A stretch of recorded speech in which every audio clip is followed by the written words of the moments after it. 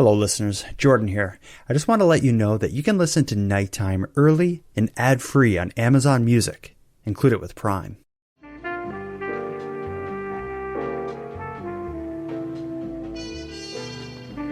Welcome to Missing in Canada, an ongoing series by the Nighttime Podcast.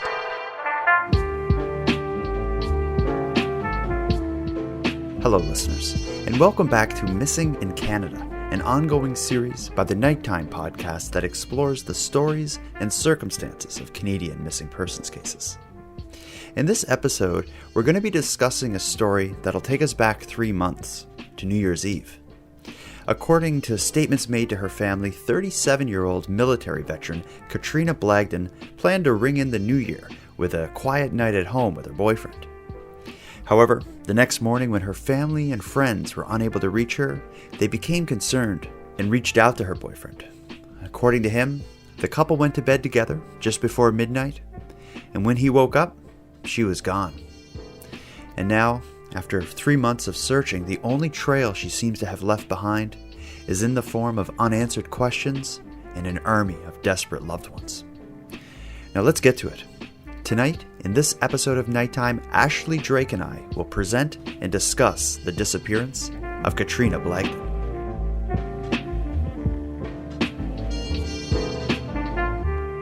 How are you doing tonight, Ashley?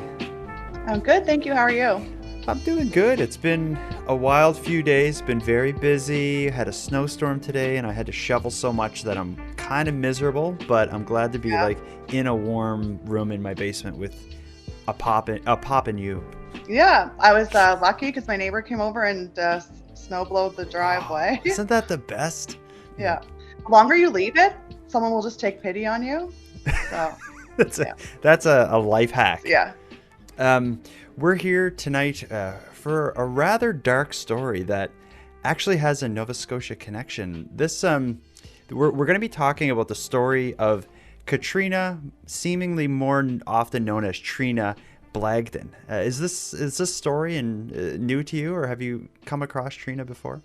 No, it's new to me. I did think her picture looked a little bit familiar, so I might have seen it in passing, but I wasn't aware of all the details. Mm-hmm.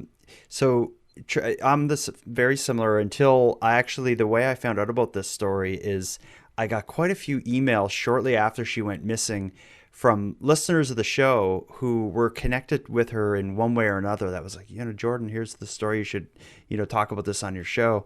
And it was a lot of people from Cape Breton, where I'm from. And that led me to realize that Katrina actually grew up in Cape Breton initially, and later in life moved to Ontario, where the story actually takes place.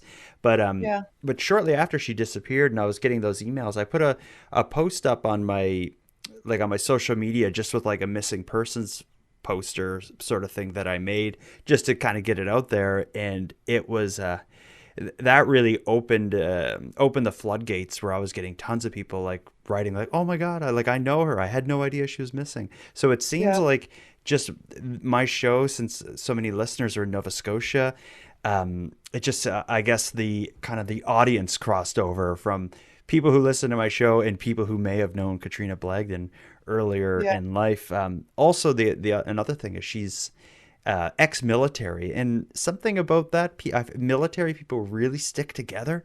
So I've heard from a lot of people who listen who knew her through the military. So it's going to be a sad, dark, and rather disturbing story, but it like last week when we talked about El Nas, this is a story where it's recent and it's still like a fluid situation. So at any point this could change, and a simple development could blow this wide open. I'm absolutely convinced.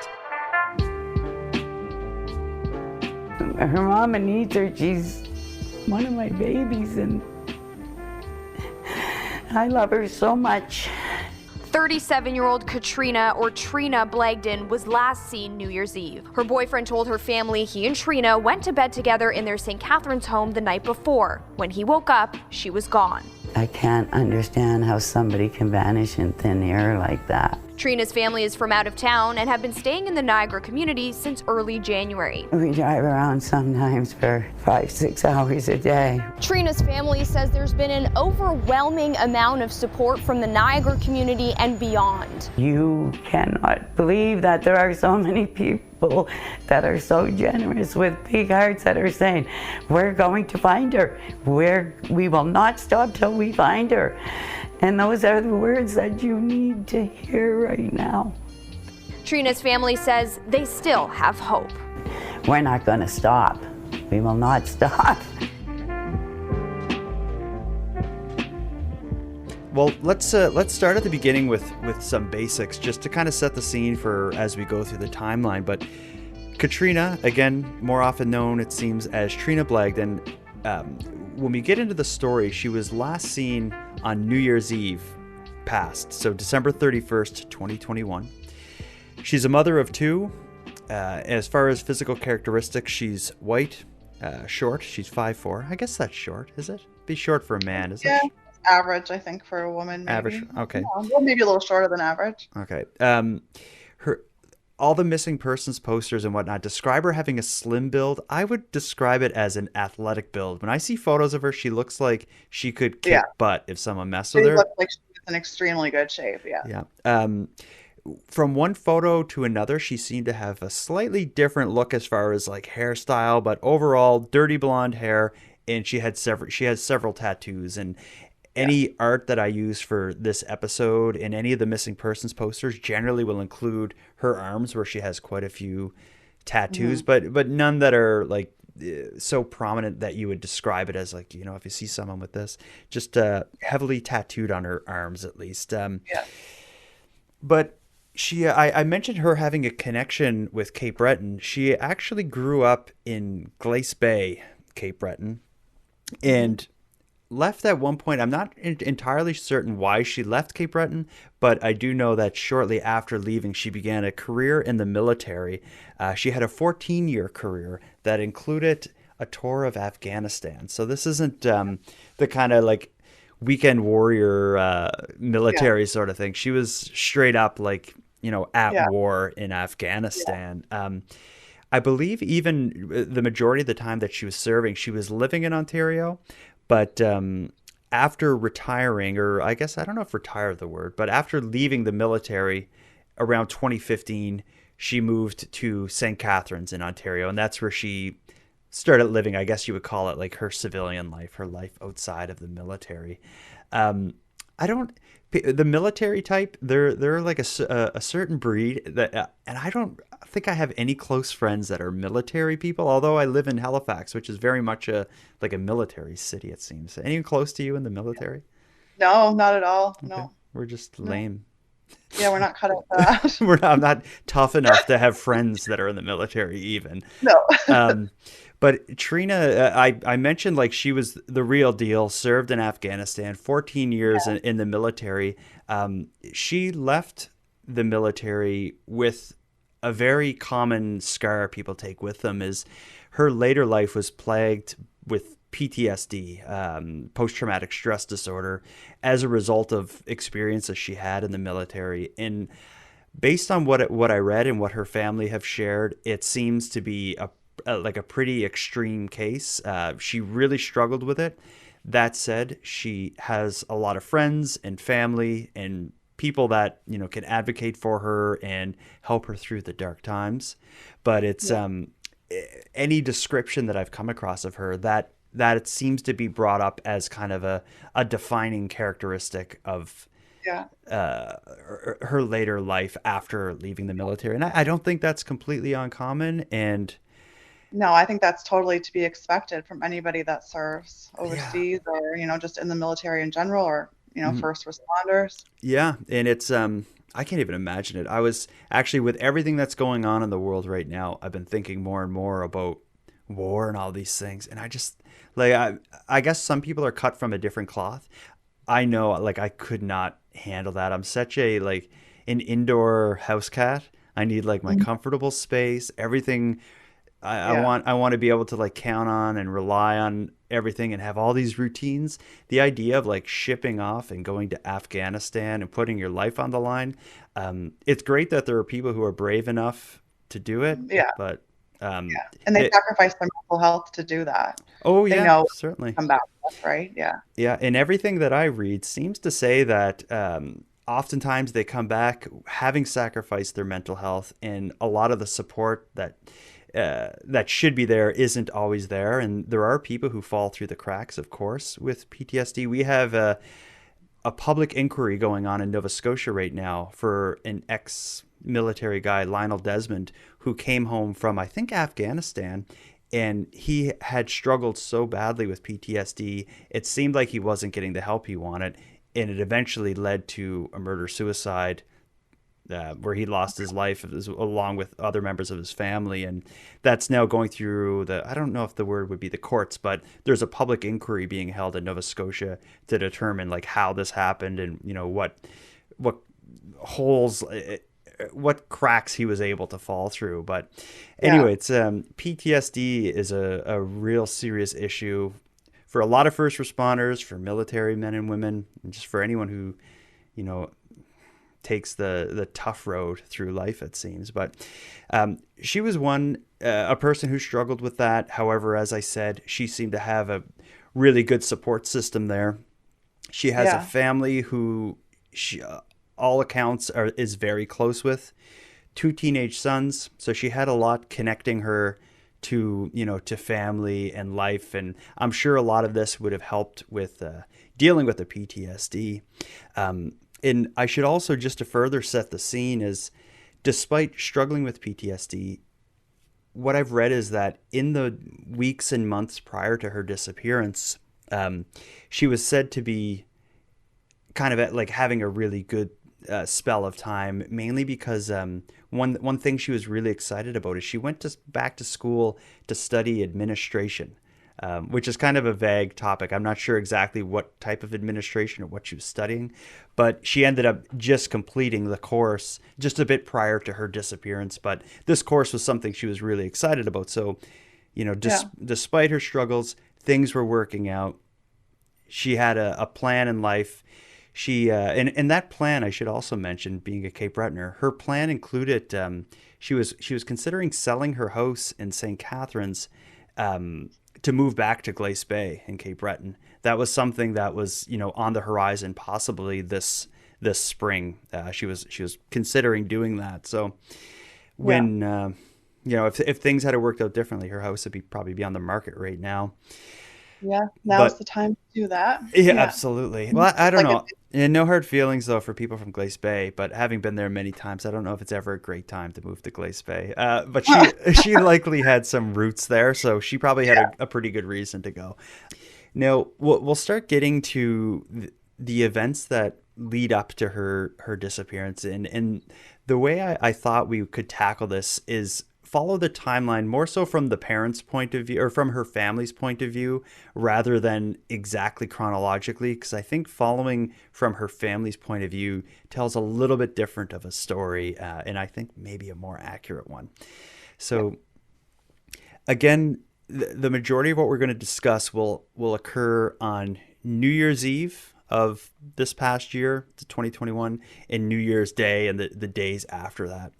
As far as what her family knew about Trina's plans for New Year's Eve, she had messaged and communicated with her sister, Kelly. And one of the things that she had said was that she was planning on New Year's Eve a quiet night at home, probably going to bed close to or just before midnight. So she I said to her sister, Kelly, the message was sent to someone in her family, but this information came from Kelly. But regardless, she had communicated with her family this idea that I'm not going to have a wild night. I'm going to be in bed probably before midnight, and, you know, chilling at home kind of thing was the indication. Yeah. The first sign for trouble, however, comes the next day. What happens is Trina's best friend and Trina's sister get in contact with each other, and they both say, we haven't been able to contact Trina today. I haven't heard from her. Have you heard from her? Neither of them had heard from her. They had been reaching out to her, not getting a response, not able to reach her. The next thing that happened is Trina's best friend contacted Trina's boyfriend, who was living with her in St. Catharines. It seemed like Trina's family, for the most part, doesn't know this boyfriend, and that's probably why the best friend made this contact. But Trina's boyfriend informed her best friend that he woke up at 8 in the morning after going to bed with Trina the night before, and she was not in the house. So the initial story is he woke up after going to bed with her before midnight. She wasn't there. When that news got to Trina's sister and family, of course they started to be like, like that, this is weird. What the heck is going on? At about 3 p.m. that day, so a couple hours after finding out that the boyfriend woke up without Trina there, at about 3 p.m., Trina's family called the police in that area requesting that they do a wellness check, which is basically, not like filing a missing persons report, but it's more like, something's up, go knock on the door and see what's going on.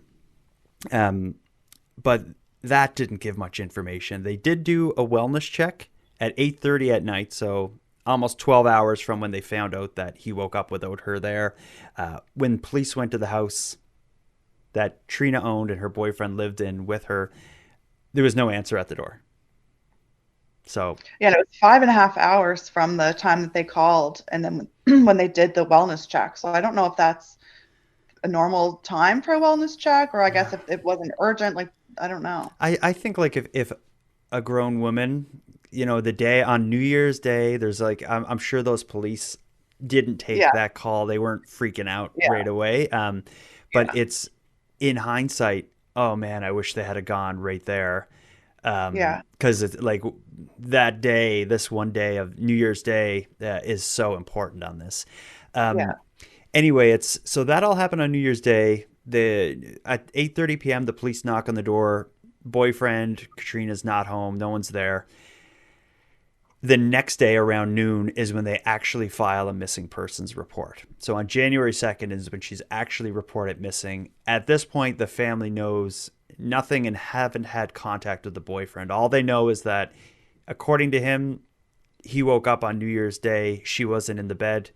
The police tried to do a wellness check and no one was home. They haven't found Trina. The best friend hadn't found Trina. They filed a missing persons report.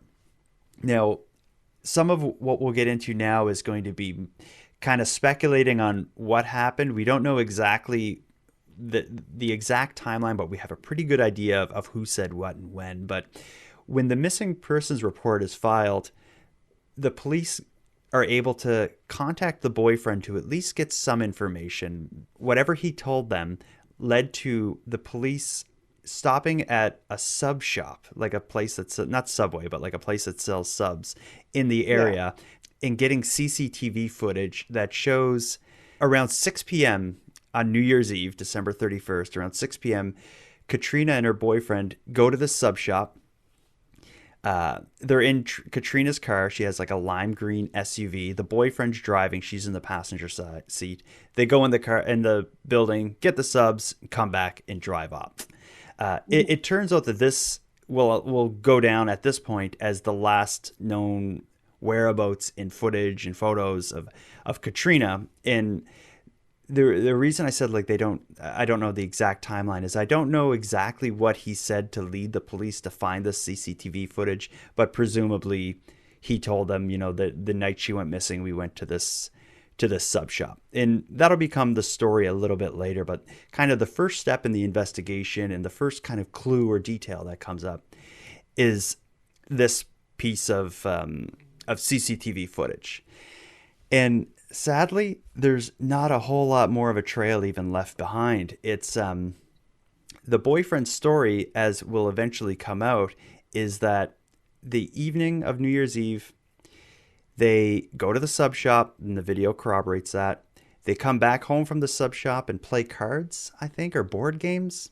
Yeah, board games for two. Yeah, so play some board. The two of them together alone play board games, which is a weird way to spend New Year's, but whatever. But anyway, they go to bed before midnight.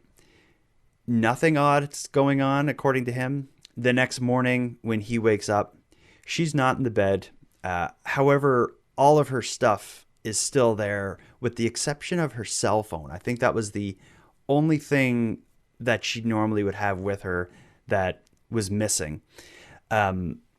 Investigators have confirmed that her cell phone hadn't been used after her disappearance. There was actually, in fact, there was no cell phone activity after 6 p.m. on New Year's Eve, shortly after, or right around the same time as the sub visit. That's one of like, the strangest parts for me because New Year's Eve, especially if you're staying home, you're going to be monitoring social media to see what your friends are doing, what your family's doing. You're going to be sending text messages. If she's across country, there's going to be time differences. Like her phone's going to be busy. Absolutely. And for there to be nothing after 6 p.m. is a huge red flag. Yeah. Yeah. And she was also like, she had accounts has accounts on a whole bunch of different social media platforms. She's said to be that type of person. I won't say she's glued to her phone, but she certainly was the type of person that on New Year's Eve would be looking to see what her friends are doing while she's home with her boyfriend. She hasn't done that. Her phone was not used after 6 p.m. At this point now, we're recording this, 3 months after she was last seen. There hadn't been any updates or logins or activity on any of her social media. Her bank accounts remain still untouched. Again, her purse was left behind that morning, her passport, her bank cards, all of her stuff with the exception of her cell phone were there the next morning. Again, this is according to the boyfriend. So it's really like without something new coming, there's very little kind of to go on in this story. It's basically the boyfriend is the only one who has a story to tell, and we'll get into this, but it's the relationship between the boyfriend and her family very quickly soured. And that has made the investigation, I think, even harder. Absolutely.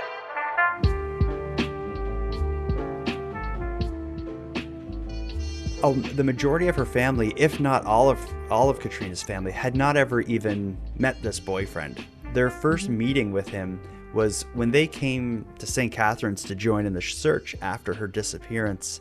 They went to her house, I think, to check on her dog. She had a dog in the house. And when they opened the door of the house and went in, they probably yelled a little bit, is anyone in here?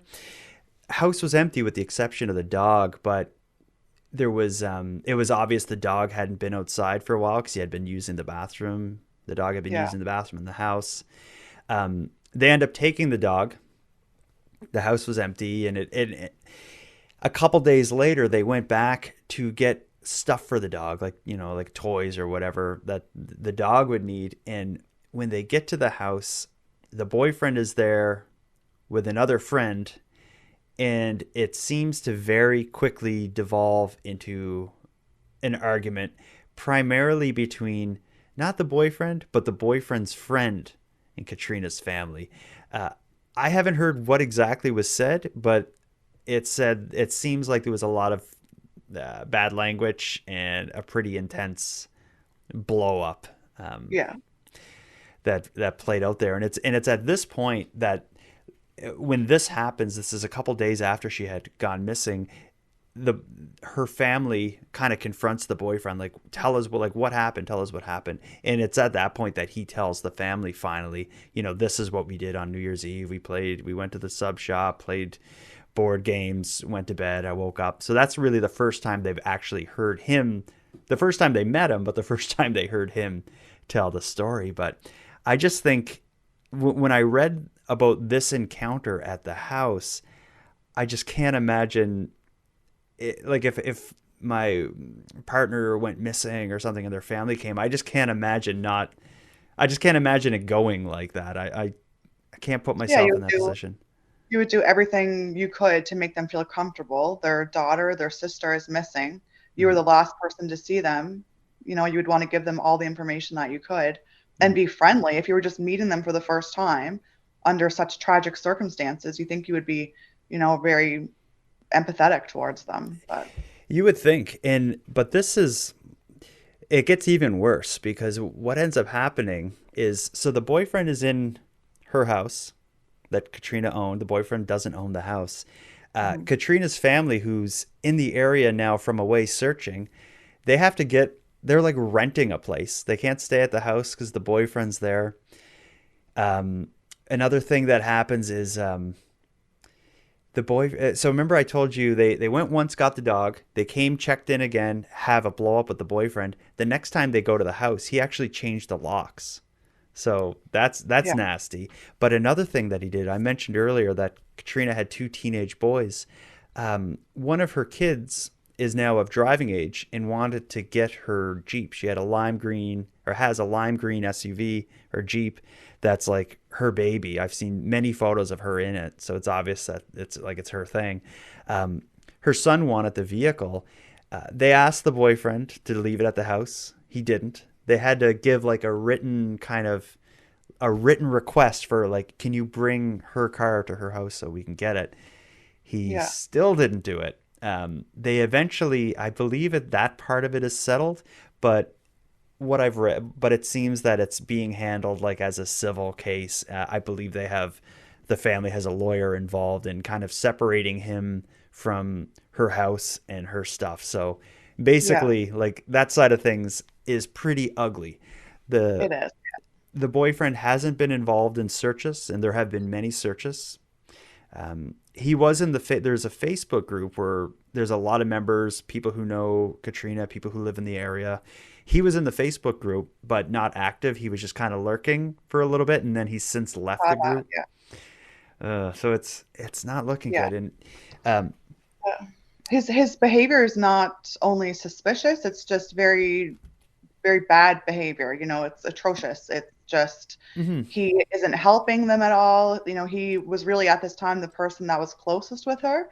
And he's being, you would think he would be like a host to these people, like her Mhm. family's coming over, but he's not even allowing them in the house, Mhm. going as far to lock the doors. Like he's just acting very, very strangely. Yeah, and it's like you said suspicious, but it's like it's so atrocious that it's suspicious. You know what I mean? Exactly. Like it's just like why would you be so awful in this situation? And another thing, like not only is he not helping, I would say he's actually harming the case. And here's how is when someone goes missing, the first few days are so important because that's when the trail's the hottest. The CCTV cameras that are in all the different businesses have the current footage on them because many of them the way they work is they'll record a couple days and then they start recording over themselves and such. So if you can find out the trail immediately, you have a better chance of getting video about it, or people's memories are fresher and whatnot. Anyways, so of course I had already mentioned the police tried to do the wellness check. No one was home, whatever. But the police weren't able to get a hold of the boyfriend for the first couple days, it seems, after she disappeared. So what that led to is they made missing persons posters that went all over the internet, were put up all over town, that had two pretty glaring errors that the boyfriend would have been able to solve. The first few, or the first error was that the original missing persons report and posters were including her lime green Jeep, being like, she was last seen, here's a photo of her, here's her Jeep. We don't know where she or her Jeep is. And the Jeep is such a, like, would stand out like a sore thumb that that's something that caught a lot of people's attention. But the Jeep wasn't missing. It just turned out that from the Yeah. point when she was reported missing, the police couldn't find her or her Jeep because her boyfriend probably had it or wasn't able to account for it. So they considered her missing with the Jeep. So the original missing persons posters included, the Jeep is also missing. So that's a problem. The other one is that the boyfriend, when he initially explained to investigators what she was last wearing, he described her wearing her, and you may understand women's fashion better than me. He described her wearing a black 3/4 length jacket when he last saw her. However, on January 4th, that was the day the parents and the family went to the house. I think the first time, they saw like right next to the door, hanging on the coat rack, her black 3/4 length jacket. So the, Yeah. I think it's not really an issue that a man mixed up a jacket style or color. they don't really pay attention to that all the time. But Mhm. the fact that one of the jackets was at home, Yeah. all he had to do was look and check, and he just couldn't be bothered to do that. That's how it seems. And the statements the family made is it was right there, obvious, plain as day, but like kind of like by the door. And what they ended up finding, what she was actually wearing, she was wearing when she was last seen, and they found this out through the CCTV footage from the sub shop. She was actually wearing a purple hip length jacket. Yeah. So very, very different colors. So people initially were looking for someone in a black jacket driving a lime green Jeep when they should have been looking for someone in a purple jacket on foot. Yeah. And again, these posters that would have went all over the place and been on the news locally and stuff, that's so important to get those basic details right. But It's so wrong that it almost makes you wonder if it was done on purpose. You know, like how could you make such a grave mistake at that point? when it's important. And Yeah. the Jeep, that one is big. I can kind of, as like kind of someone who's sort of I don't know, ignorant to what people around me are wearing in terms of clothes Yeah. and such. I could see myself getting that wrong, and maybe there's a reason he didn't see the jacket. Yeah. But for the police not to know whether or not she had her Jeep or the Jeep was accounted for, they say the law enforcement said it's because the boyfriend wasn't available to answer these questions, so they included it in the poster. But when she goes missing, the police should be, and the family, they should all be in constant contact with each other. Yeah. Katrina's someone who's said to be always in contact with family and friends.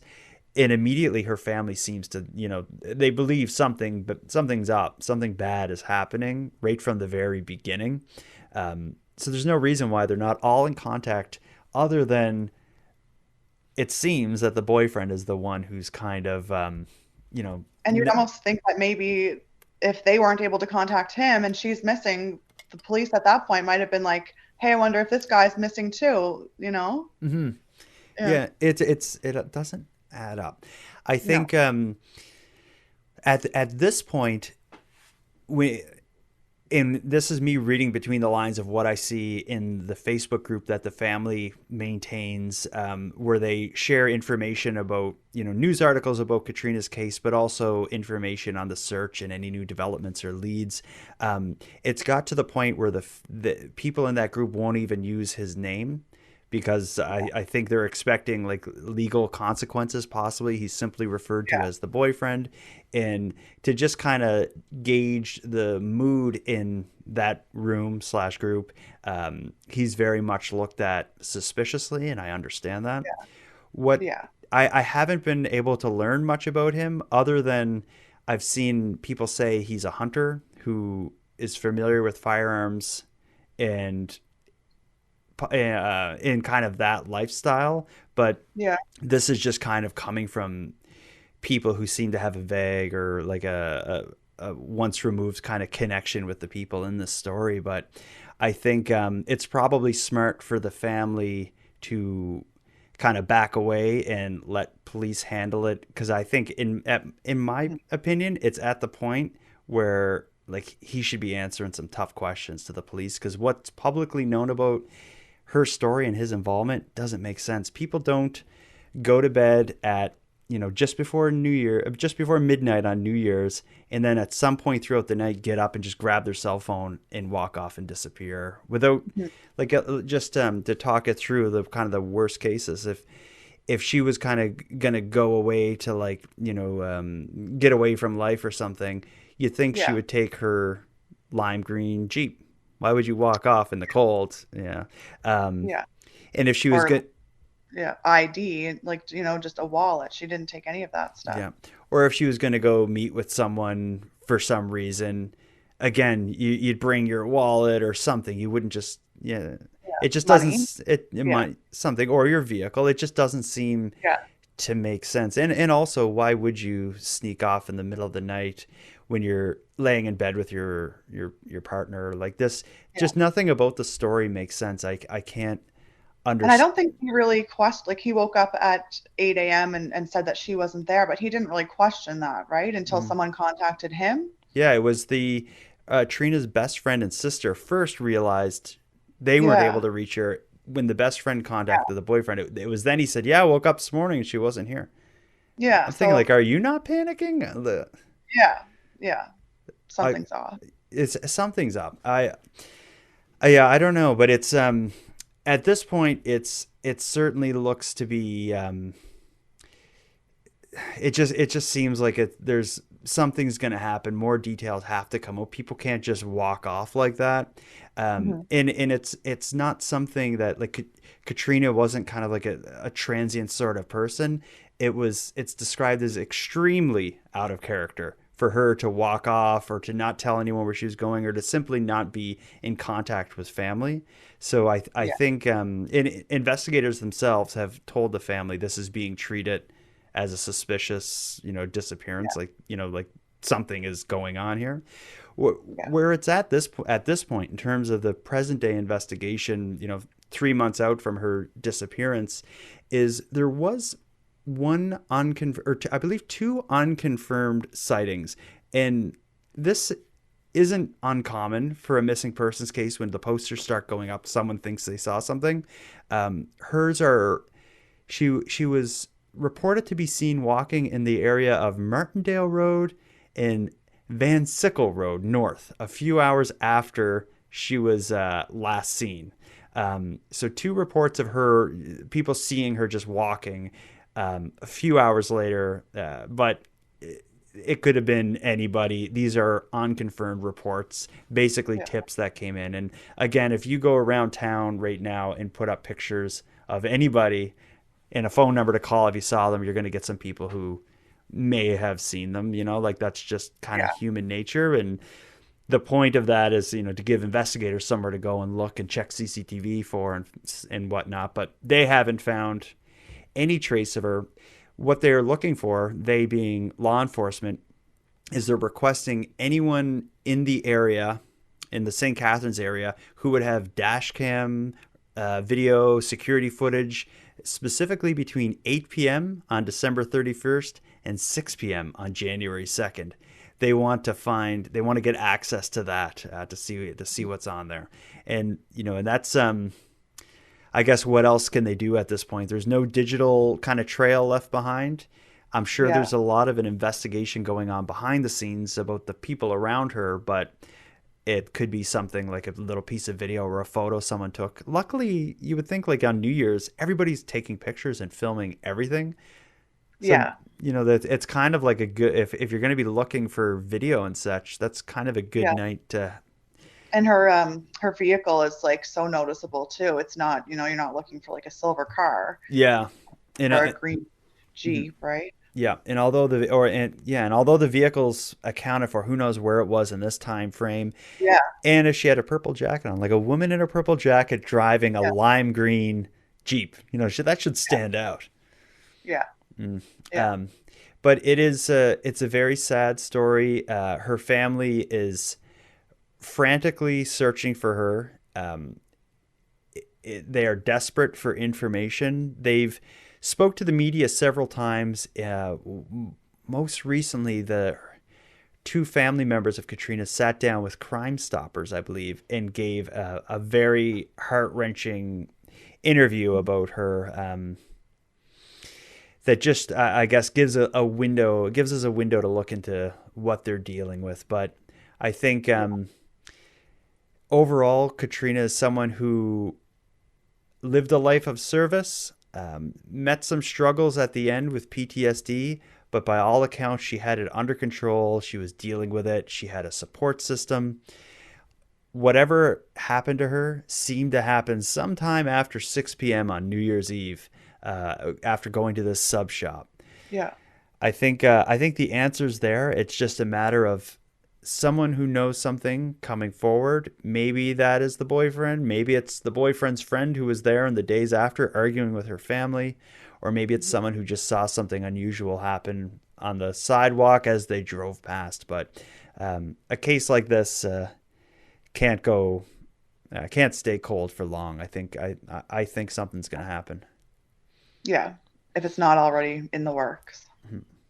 Yeah, and that's and you say that it's often the case where you may have a good idea of what may have happened or who may be involved, but a good idea is not enough to do anything. It is something needs to give. And I have, and maybe that's what's going on. Maybe the police, think they have a pretty good idea and they're just waiting for someone to do the right thing and come forward and tell people what happened and put, either bring Katrina home or tell her family what happened. And yeah, it's sad. It is sad, yeah. I'm Kelly, and I am Katrina's oldest sister and a sister-in-arms from the military. I'm Bonnie. I'm Katrina's mom. I want people to know that Trina would never, ever do this, leave her family. She encompasses family and friends and warmth and love, and this is not Trina to leave us all in the dark for over a month now, especially her two boys. She would never go this long without contact, whether it would be a text, an email, a phone call. She would never go this long. Just if you're watching, Trina, we love you. There's nothing else I can say. We miss you, we love you. We need you to come home. The boys need you to come home. If anybody has any information as to Katrina's whereabouts or information leading to her missing status, then please contact the Niagara Regional Police Services or Crime Stoppers, and they will do what's necessary with the information. Ashley, before we wrap it up, I want to revisit last week's case regarding Elnaz Hajtamiri. One thing, so we did that episode last week covering her disappearance, her abduction. I got a voice memo from a listener who wanted to share with us their theory of what happened. I want to hear what you think of this. I was thinking maybe this poor lady had something of importance that belonged to the gentleman she was dating, and it is that she put it somewhere, and that's why she was being tracked. And then the night she was abducted, they sat in the car, maybe asking her if it was in the house, and she wouldn't say, so then they got the heck out of that area. That's my idea. As well, I feel very sorry for the family. I was a colleague of a doctor who was abducted and assumed murdered, and the abductor was put on trial and convicted of manslaughter, and got out 7 years later. What a dark way to end a dark email. It's like, and I worked with someone, they were abducted and killed, and the person basically got off for it. But her theory on Elnaz, though, it's yeah, I'm very intrigued by that. That never once crossed my mind. I will say that. Me neither. But when I heard it, I was like, sounds like a movie. It does sound like kind of like a heist movie. But I think here's what I'm thinking: is no matter what, without any discussion, we know she was being tracked and targeted. Mm-hmm. Someone had it out for her. So the question is kind of like, was it someone who had it out for her because of a personal, like what they perceived to be a personal slight, like an ex-boyfriend or someone that felt that, she crossed them in some way? Or was it something more to do with like money, or, they wanted something she had? And I think, if you remember in that story, is she did receive like some sort of an inheritance when her husband passed away. She was said to have used that money to build a school in Iran for young women, and she named it in his honor.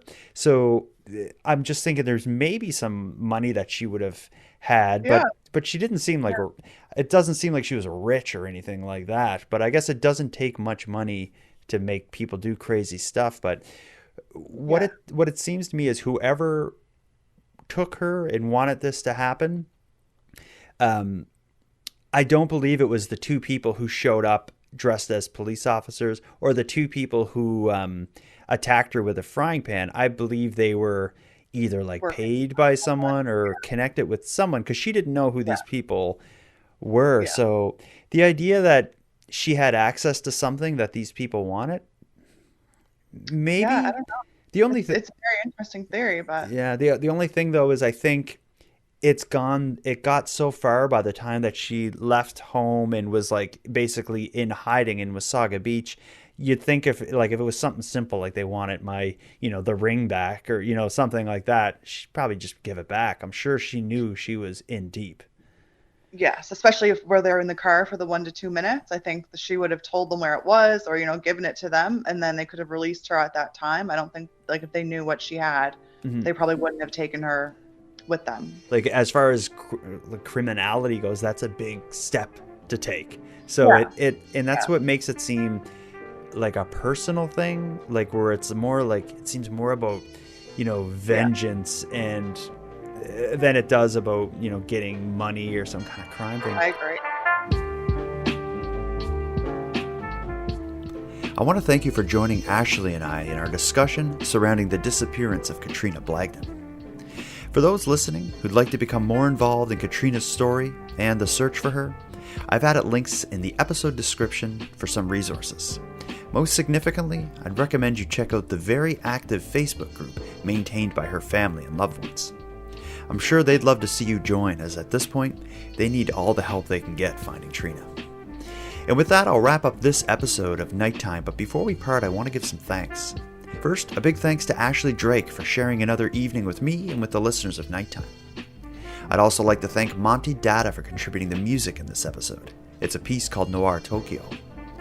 And lastly, but most importantly, a massive thank you to everyone who listens to Nighttime, as without your interest and your support, the show would be as pointless as it would be impossible. But with that said, keeping the show alive is and has always been an uphill battle. So if you want to help take a bit of weight off the show's back, please make sure you're listening on the premium feed. Not only does it make the show possible, it'll give you more of each topic than you'll find here on the free feed, as I'm adding exclusive content regularly. So for about the price of a cup of coffee, help the show out and get more of it at patreon.com/nighttime podcast. And on the topic of the premium feed, let me thank the newest subscribers: Sarah, Sylvie, Donnie, Paulette, and Brian. Thank you for going premium. And for anyone else who'd like to support the show but can't do it via a premium feed subscription, you can give me a big hand by simply sharing this episode on social media and letting like-minded friends know what we're doing here. If you have any story ideas, if you want to give feedback on the show, or contribute a voice memo, you can do that at nighttimepodcast.com/contact. And you can also find me on social media. I use Facebook, Twitter, and Instagram, and I'm often live on the Nighttime Podcast YouTube channel. So until next time, take care of each other, hug your loved ones tight, and let me know if you see anything weird. The Nighttime Podcast is written, hosted, and produced by Jordan Bonaparte.